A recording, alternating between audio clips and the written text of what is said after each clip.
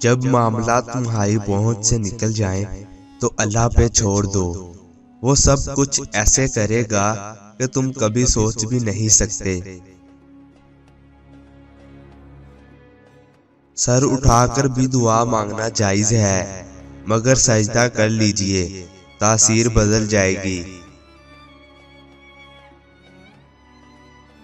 جو اللہ کے دیے ہوئے رزق کو کافی سمجھے، وہ زندگی میں کبھی بھی کسی کا محتاج نہیں ہو سکتا۔ اپنے رب پر بھروسہ رکھو، کیونکہ اللہ ہمیں وہ نہیں دیتا جو ہمیں اچھا لگتا ہے، اللہ ہمیں وہ دیتا ہے جو ہمارے لیے اچھا ہوتا ہے۔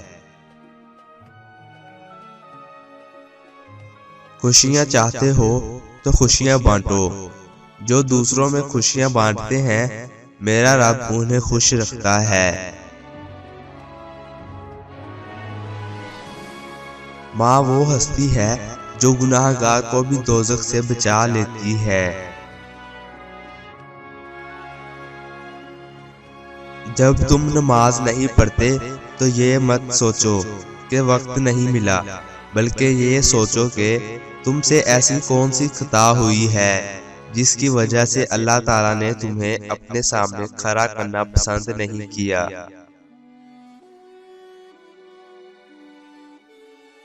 اے اللہ، تیرے سوا کوئی معبود پر حق نہیں، تو پاک ہے، بے شک میں ہی ظالموں میں سے ہوں۔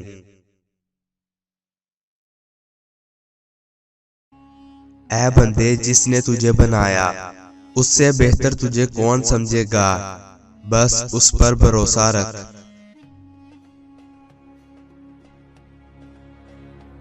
یہ نہ سوچو کہ اللہ دعا کو فوراً قبول کیوں نہیں کرتا، یہ شکر کرو کہ اللہ تعالیٰ تمہارے گناہوں کی سزا نہیں دیتا۔